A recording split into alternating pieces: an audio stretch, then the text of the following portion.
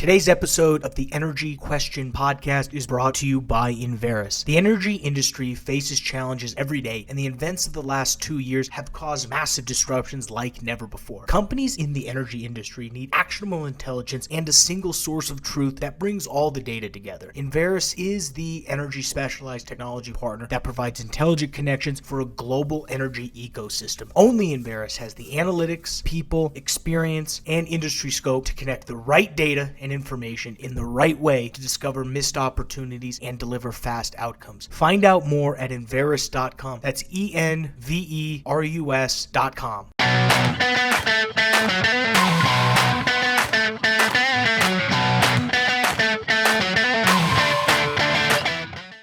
Hello, welcome to the Energy Question with David Blackmon. I'm your host, David Blackmon, and my very special guest today is Tom Jensen, the CEO of Freyr, a company based in Norway that's recently made an entry here into the United States and is producing a very innovative new kind of lithium-ion battery technology for backup to renewable energy. Tom, welcome. Thank you for doing the show with me. David, a pleasure to be here. Always keen to talk about something that's close to heart. Well, it is, and it's very important too. You know, what you're doing, I believe, is one of the very most critical factors that's going to tell whether or not this energy transition can be really scaled up the way policymakers all over the world are envisioning. And it's going to take a innovations in the battery space to really provide that needed storage and backup for renewable energy to make it scalable, to really a grid scale. So I'm very grateful for you being with me today. Great, happy to be here. And yeah, go ahead. No, go ahead. No, I'm just saying, it's a Herculean effort, right? That needs to happen for the world to really deliver on the energy transition. And for that to happen, I think whether you come at it from a climate change mitigation point of view, or if you come at it from an inflation reduction point of view, I think at the end of the day, you need to provide economically viable and cost competitive solutions while mitigating, climate change, etc. So we are attacking that from both ends. We will not be able to sell batteries at the scale we need to unless we also are on the absolute left-hand side of the cost curve. So I'm going to talk about that and talk about, why we think all of this is, not only doable, but also makes a heck of a lot of economic sense. And I look forward to the chat. Yeah, before we get into the details, talk about, just take a couple of minutes to talk about Freyr, how you became involved with it, when you started up, and just the overall mission of the company. Sure. So we like to say that we're not a company with a mission statement. We're a company on a mission. It's kind of a slightly different approach, but from a people's perspective, which in the end, it really sort of boils down to people.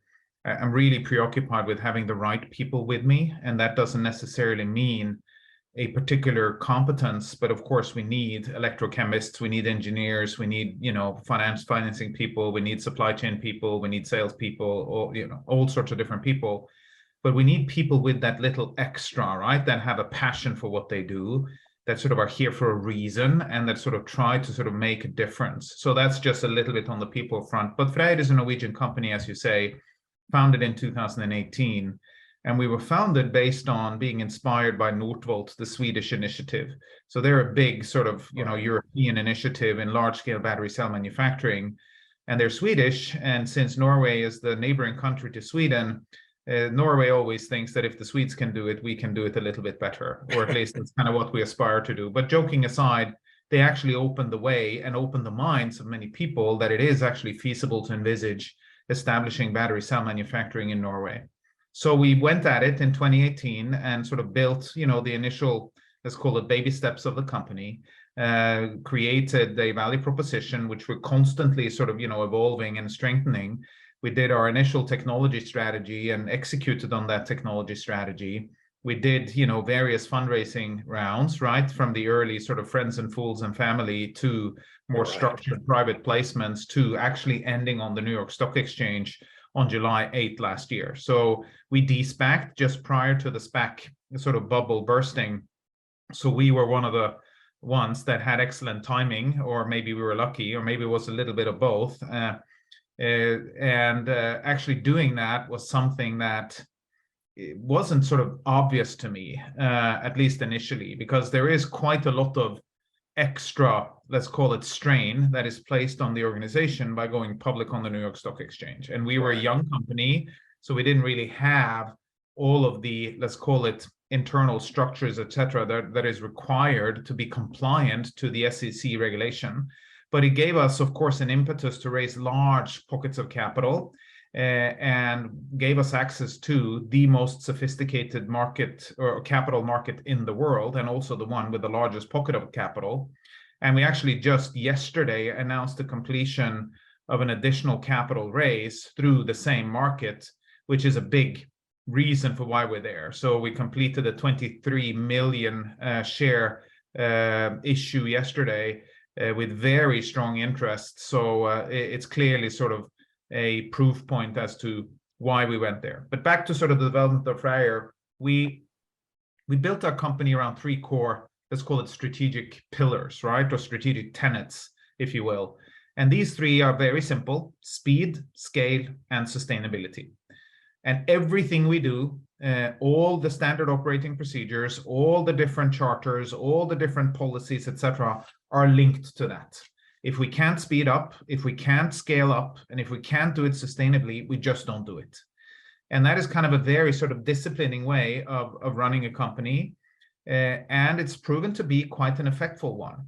But in the sort of run up to sort of becoming, as I keep saying, we're starting to look like a battery company.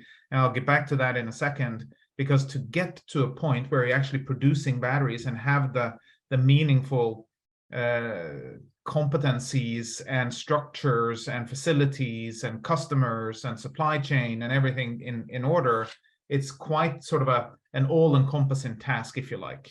But raising the capital was one thing, and then building out the structure was another. And the third and most important thing is to select the right technology, because there are hundreds of companies and initiatives that are now wanting to enter into the battery space for the reasons that you introduced. And what we decided on early was that when we were selecting technology, we wanted to, first of all, take our time, because that's kind of a bet that sticks with you for a while. So we spent 18 months basically figuring out what kind of technology strategy we wanted. And we were looking for three things, David, quite simply. One, we wanted a technology that was commercially introduced in the market. We didn't want something that was, remaining a lot of R&D and was uncertain whether it would work, and do we actually have supply chains that are scaled to build it at scale, etc. So one, it needed to be in the market already. Second, we wanted it to offer step change in performance and cost, because at the end of the day, this is a cost game. You need to be cost competitive to survive. And we struggle to see that replicating the Asian/Chinese gigafactory model, quote unquote, in the West is the right approach. Because how can we argue that that the higher labor cost and the sort of different sort of, let's call it, working environment that we have in Europe and the United States can compete with the 2,500, 3,000 people that you need for a conventional gigafactory? Then you need certain elements of deep competitive or comparative advantage, either through very low energy cost or deep border tariffs, or fundamental subsidies from the government, or whatever it might be, all of which are, over time, I would say, elements that aren't sort of fixed or firm sort of comparative advantages. So we wanted to find something that was dramatically better than the conventional solutions. And the third thing we were looking for was also a technology that could further improve and scale further and dramatically sort of be enhanced over time. When you apply these three filters, commercially introduced, step change in performance and cost, and room for further improvement, onto the entire technology landscape in the battery space, there aren't that many left standing. And the one that really stood out from the crowd for us was 24M Technologies. And 24M Technologies is a MIT out of Boston spin-off, founded by a material science professor called Yet-Ming Chang, who is one of the most renowned sort of material science people in the world, and lots of sort of IP and patents to his name in the battery space. And the very sort of basic thing about this technology, David, is a couple of things. So first and foremost, we're using the same raw materials as conventional lithium-ion. So we don't need to reinvent something. We don't need to scale sort of new material or figure out something that, you know, is an additional burden beyond the technology. Second, the battery design itself, meaning how it looks, is simply put much bigger, i.e. much larger in surface area and much thicker. And why is that important? It is important because when lithium-ion batteries were introduced back in '91 by Sony Murata, the lithium-ion battery was introduced for handheld devices, camcorders, laptops, stuff like that. And then because everyone wanted a laptop and a camcorder and a Walkman and whatever, the scaling up of lithium-ion batteries went through the roof, which meant that costs of lithium-ion batteries came down quite dramatically from very high numbers, right? The thousands of dollars per kilowatt hour to the sort of low 150, 125, and sort of that area. But already in 2010, it was starting to break through some critical thresholds for the cost of the battery to start to make sense to put it into electric vehicles. And this was when Tesla started to make its move, but they took the same batteries that were designed for camcorders and just put 7,000 of them, you know, through right. They initially strung together a bunch of laptop batteries, right, for their down first into the bottom of the car. Right. And then they designed these really cool cars with really cool sort of, you know, internet systems on board, etc. But at the end of the day, these batteries weren't designed for that purpose. Right. So that's really what 24M took a look at. If batteries are going into larger applications like vehicles and energy storage, shouldn't there be a way to produce them that makes more sense relative to that end use? So bigger, thicker batteries, you know, just simply put, seems more, you know, logical. So that's really point number one. Point number two, or point number three, I think, in the sort of the 24M discussion, is that the way in which the battery is produced was also dramatically improved. And that is probably the most important point. So by simplifying and changing the order of things in how you are producing the battery, you're able to eliminate a number of production steps that are required for these small cylindrical or small prismatic batteries, and basically reduce the footprint of a facility by more than 80%.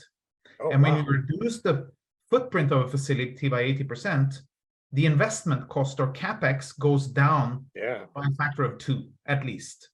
And in addition, since you don't have all of these heating requirements and all of this energy consumption required for these very long and very large battery facilities, you also reduce the energy bill into the production of the batteries quite significantly. And since it's much smaller and much more automated, you can use more software, more automation, more digital solutions to sort of speed up production. And therefore, the number of batteries per person dramatically increases as well. So you get this kind of optimized process that produces larger batteries, that has a dramatically lower footprint and dramatically lower capital expenditures, more energy carrying material per volumetric unit of product, and an ability to produce a lot more batteries per employee. All of that for us was yes. And then over time, we think we can improve and further sort of increase the speed of production in the same facility. And if you can double, for instance, the speed of production, which conventional lithium-ion batteries are sort of intrinsically limited to do, you can also double output for the same, you know, amount of investments that you put into it. So all of that was really exciting for us. Now, I'll hurry to say that 24M is early in its commercialization cycle, but it started some 13 years ago, and they have some really strong names as, let's say, our brother and sister licensees, the likes of Fujifilm, Kyocera, Volkswagen, TVS, GPSC, and so on, all sort of really top names in their respective markets. And we were the first one in Europe, and we were followed by Volkswagen Group. So clearly, there is very strong recognition that this so-called semi-solid production platform, which really speaks to the substance of the electrode rather than being halfway to solid state, but it's also in a way halfway to solid state. So you could sort of say that it's a pun in that regard, but that is something that we think will dramatically shift the way in which batteries can speed up the energy transition. And let me then finalize, sort of conclude my ranting on this by saying that's good. No, this is all great. At the end of the day, you know, the energy transition is about many things, but let me focus on two of them. One is decarbonizing transportation, which is a big source of CO2 emissions. And electrification and electric vehicles is kind of the obvious answer. You remove the tailpipe, you remove combustion from the car. Right. But if you charge these batteries with coal-based power or gas-based power, and if you produce the batteries with coal-based power or gas-based power, you're kind of just moving the problem. Yeah, you're not gaining a lot. You're just moving the emissions. Yeah. Therefore, second part of the equation, which also, of course, go for any other sort of energy consumption as well, all of that energy needs to be green or needs to be clean. Okay? Now, what does that mean? Because today, 70 to 80% of all energy produced on the planet is non-renewable. And that means that we need to go to, what decarbonization means is that we need to go to 20% non-renewable by 2040, which is 17 years away. Okay? Right. Very short time. And in that time frame, David, we need to triple electricity production. And that electricity production will need to come from renewable sources. And the most available renewable sources is solar and wind. And then we need to 20-fold solar and wind installations globally in the same period. And if you need to 20-fold so-called intermittent energy, you know, it's only generating energy when the sun is shining and the wind is blowing. Right. So what do we do at night? And when do we do when it's, you know, a fair? I'd like to just put into everyone's head while we're talking about it, feedstock for sun and wind is free.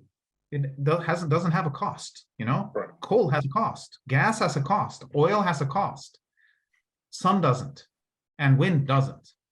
And therefore, as we're doubling capacity, every time you double capacity of solar by a learning curve factor, some say it's 15%, some say it's 12%, some say it's 18%.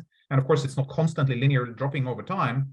But as we install more and more of these things, costs of the installations come down.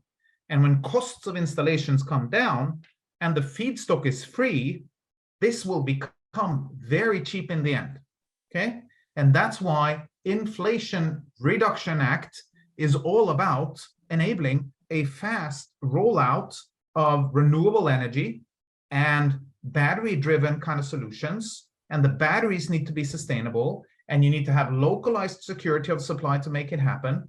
And therefore, we are going to produce batteries in Norway and in the United States, not only for energy storage applications, but also for commercial mobility and electric vehicles as well. So we're going all in. So you do eventually plan to do transportation batteries too? Absolutely. We have a broad variety of discussions ongoing with all the large global brands for electric vehicles for how we can play a role in their urgently required decarbonization.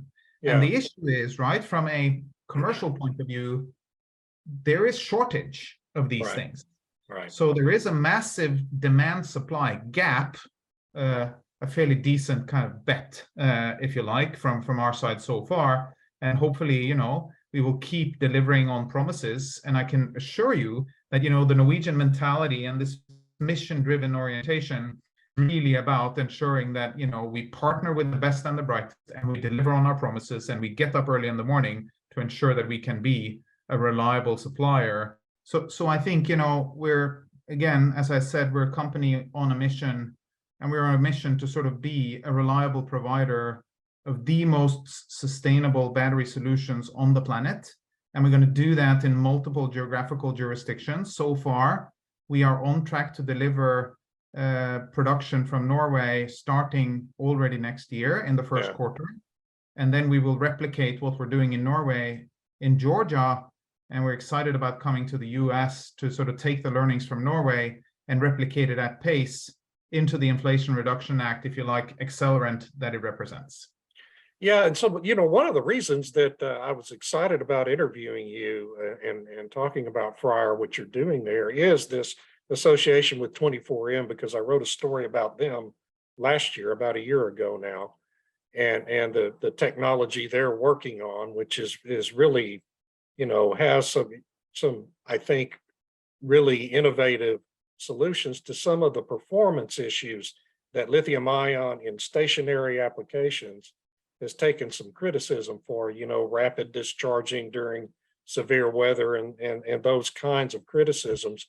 And I wanted to give you a chance to talk about how this semi-solid technology really improves on those performance concerns that has been around lithium-ion.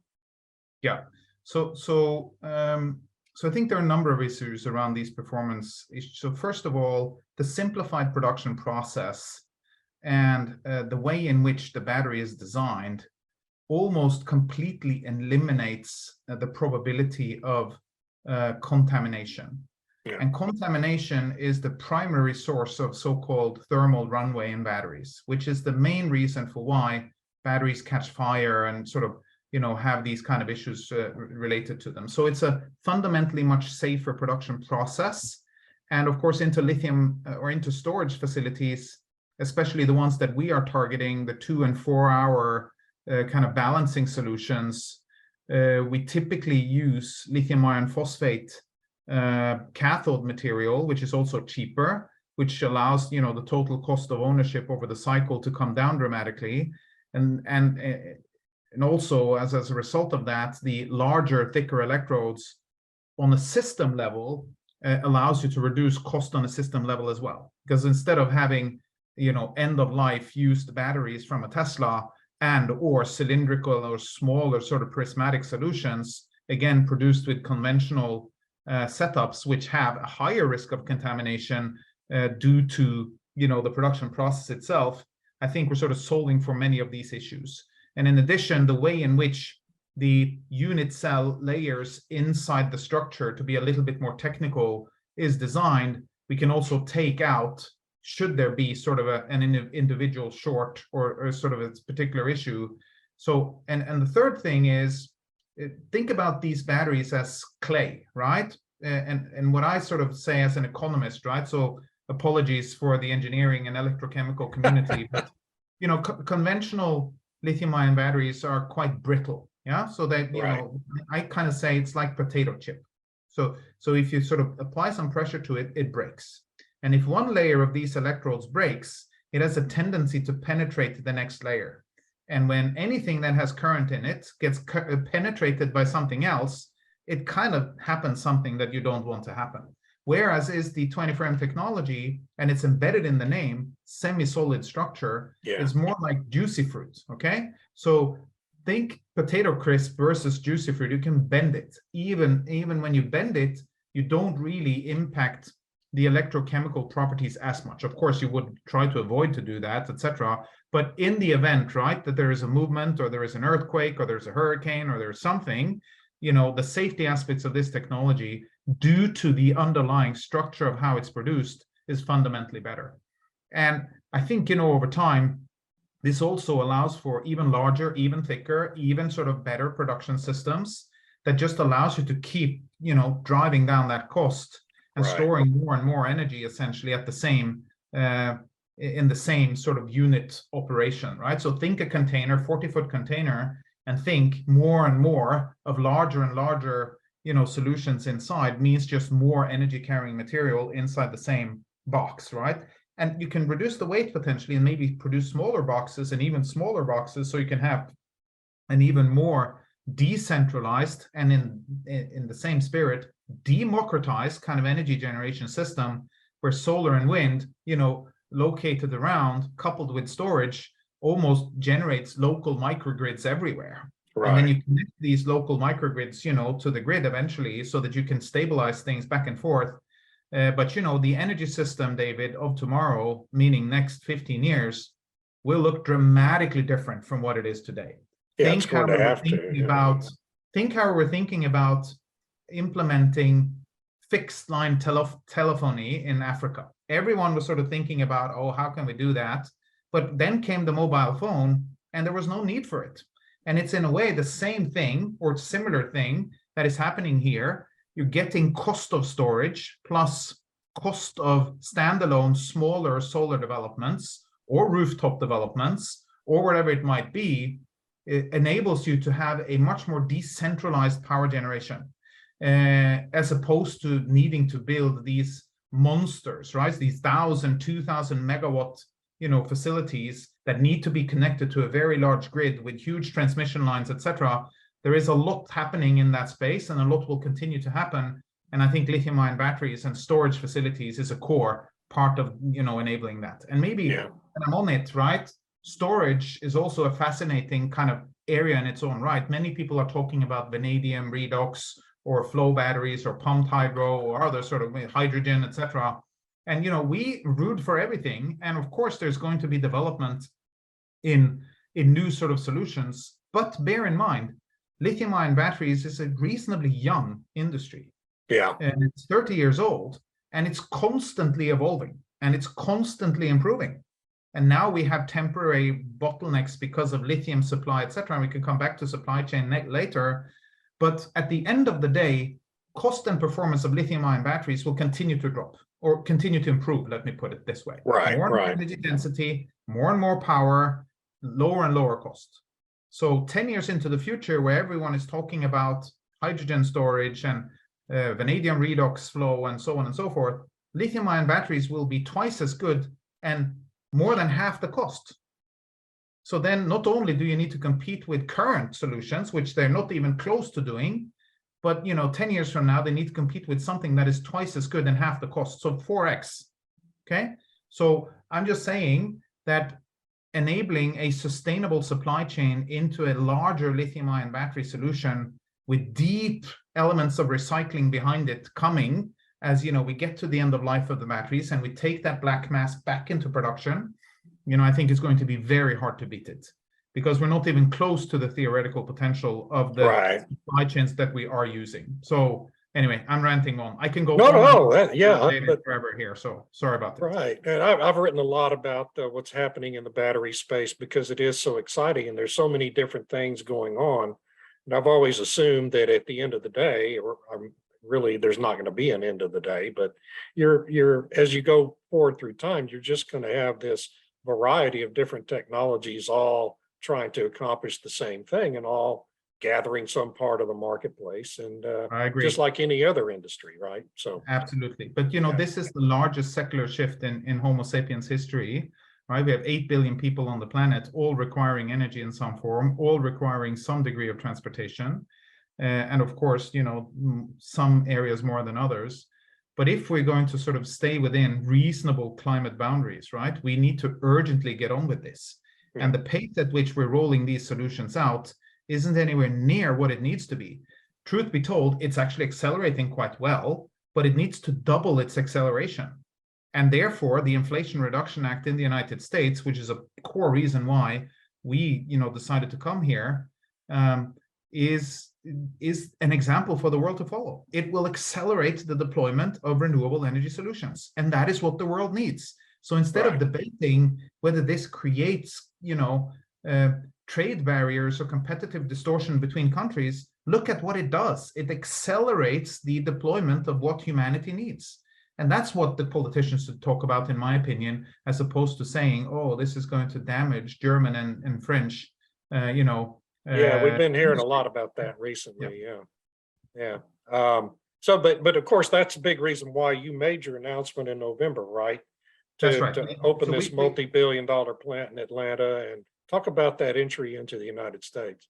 Yeah, so Coweta County in Georgia was where we landed after a 9-month process where we evaluated 130 sites across 25 states. And the reason why we landed there was sort of multifold, right? There were probably 18 to 20 parameters we were evaluating. But if I sort of focus on 3 things, I think, availability of talent is absolutely key. Yeah. So proximity to Atlanta and, Georgia in general becoming sort of a hub for electrification in many ways and for battery related and value chain related, industries. So that's kind of point 1. Point 2, infrastructure is very good, right? So availability, access, the Savannah port, and so on and so forth. So all of that is important. And then availability of utilities and energy is also key, right? So we have 3 very large and strong utilities, also with strong renewable, penetration and focus. And we secured a large industrial land area, which is, prime development acreage, where we also can do dedicated solar plus storage so that we can have 100% renewable energy into our facilities. Because that's a core part, again, of this speed, scale, sustainability mantra, and we will not sort of compromise on it. So we're going to, keep developing the cleanest battery solutions on the planet, because that, and it allows us and maintains us in this virtuous circle that we're in, where we're improving the carbon footprint of the batteries, helping our customers to improve their carbon footprint, and also, of course, driving down the cost, because inevitably there will be a price on carbon, which is just going to go higher and higher. And yeah, so that's a little bit. But back to the US, as I've always been saying, once the sort of a US engine, so to speak, wakes up to the energy transition, it's going to go a lot faster. It's just, right. Every, point in history tells us the same thing. When the US machine wakes up and start, plowing money, plowing brain power, plowing sort of their execution-oriented, let's call it, economy behind it, it's just going to overtake everyone. And they're running 10 years behind the Chinese. So kudos to the administration to really sort of picking up the gauntlet and sort of putting real incentives in front of the battery industry. We are there to of course, leverage what we have developed in Norway, and we will seek, of course, support from these incentives as much as possible. And it's clearly accelerated our entry into the US, even though we would have come anyway, and we were already sort of working on it when the IRA was launched. So then we just decided to accelerate, our entry. So all good. We're very happy with it. So one of the things, the other things the Biden administration has been talking about and trying to work on has to do with supply chains and onshoring supply chains for lithium and these other critical minerals that are very key to renewable energy and electric vehicles and batteries in particular. Do you see progress being made in that regard? There's varying reports on how effective that project within the administration has been, but do you see progress being made in terms of freeing up supply chains? I think the big concern, of course, is that China has such a big market share in the supply chains for lithium in particular. And, but I know that there's this effort to onshore that, or at least set up supply chains with friendlier trading partners for the United States. So yes, we definitely see movement in this area, not only in the US, but also in Europe. And we like to say, we have to remember that building, these large processing facilities, be it lithium hydroxide or lithium carbonate or cathode manufacturing facilities or whatever, these are time-consuming things, right? Sure. You don't flip them overnight. So you sort of need, at a minimum, 12 to 18 months to get something up and running, right? Depending a little bit on how big it is, etc. But at the scale we're talking about, it'll take a little bit of time before any meaningful dent in the Chinese dominance will sort of be felt. But the good news is there is a lot of initiative. And when you start seeing the battery cell manufacturing plants coming up in the US, it makes a ton of sense, literally, to have these materials close by. Right. Or at least the processed materials close by. So to have cathode manufacturing facilities and anode manufacturing facilities and lithium hydroxide processing and lithium carbonate.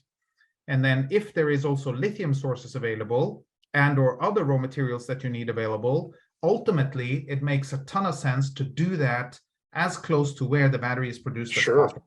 Yeah. But, lithium, as we say, is everywhere, right? It's like capital. You just have to find the best source, because it's periodic table number 3, and there's a reason for that. So you find it everywhere. But of course, the biggest deposits that we have found so far, the collective Homo sapiens, is in South America and in Australia. And then they're shipped to China for processing, because the battery industry predominantly is in China. But if the battery industry is being located in America, then, these supply routes will change. It's just, economic laws of gravity. And therefore, but we are ourselves going upstream. We are, venturing into cathode production. We will not, shy away from going into lithium hydroxide or lithium carbonate production. We're probably not going to do that in a very big way, but we might have a minority stake here or there to ensure that we can secure that security of supply that is critical for us to sort of survive in the long term.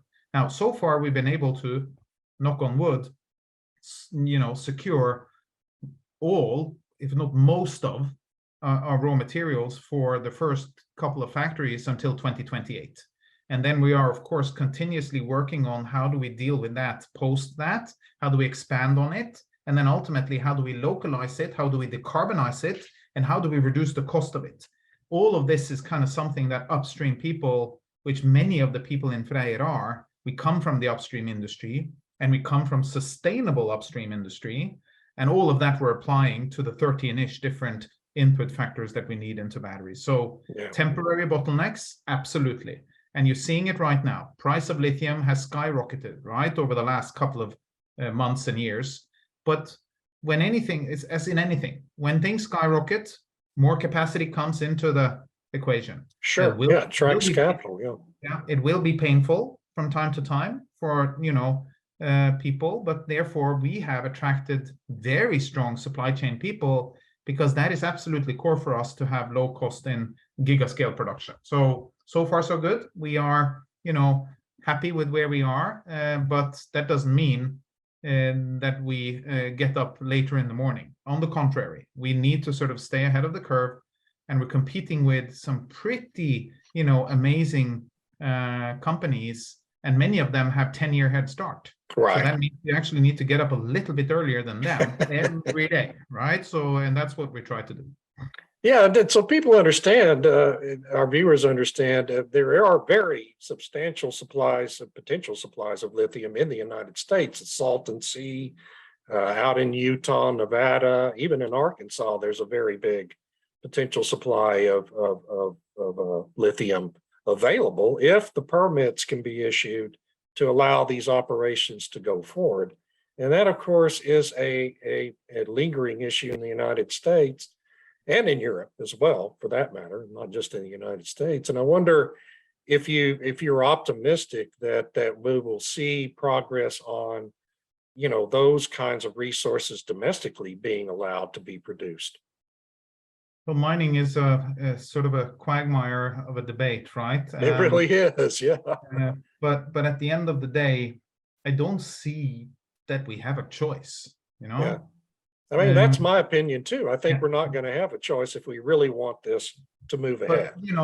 But, so we don't have a choice, but in that not having a choice, we have some choices to make.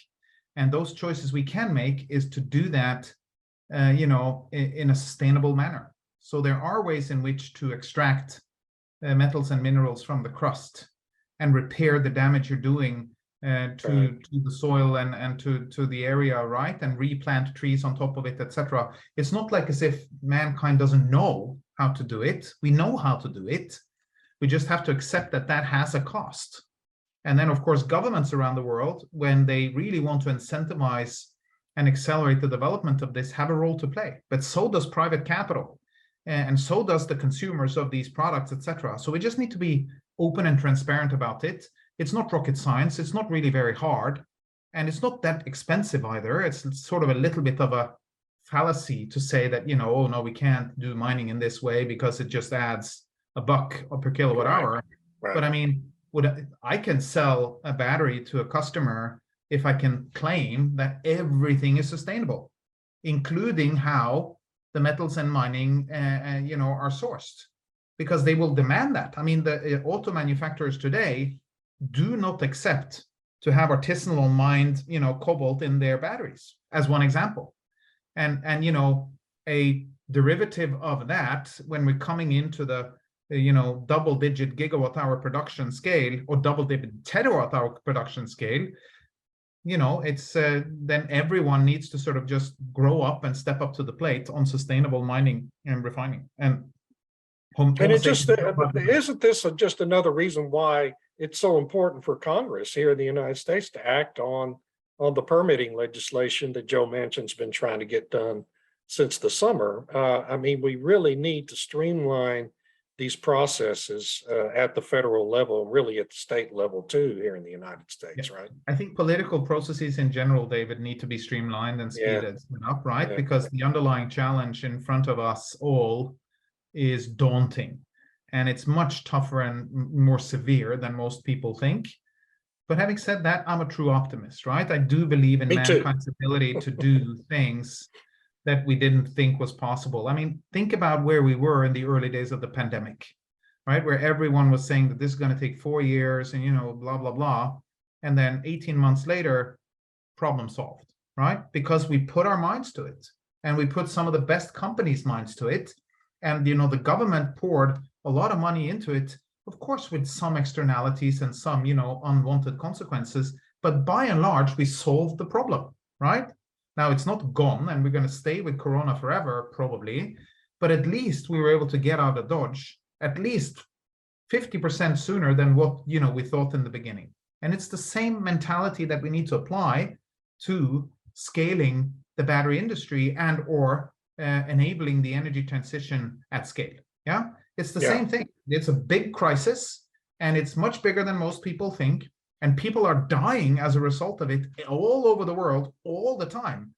And we just don't treat it as the same sense of urgency. And that is something that we just need to change a little bit. But to do that, we need economic propositions, because people are economic individuals. And if they can lower their energy bill, or they can lower their bill of, commuting or getting from point A to point B, people will take that solution any day of the week and twice on Sunday.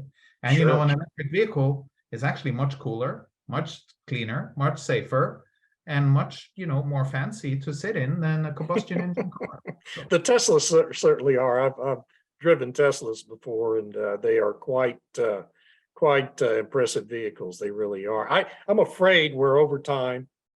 These recordings go so fast, it's just crazy. But I really appreciate this. It's a fascinating discussion, and I hope we can do it again sometime in the near future. David, I will be delighted to join you at any point you want to have me. So thank you for having me today, and have a great day and weekend over there. And then we'll speak soon. You too. Thanks very much. And thanks to the Sansone Group for hosting our podcast. And of course, to our title sponsors at Enverus. We couldn't do this without you. And for myself and for Tom Jensen and for our extraordinary producer, Eric, that's all for today. We'll see you next time.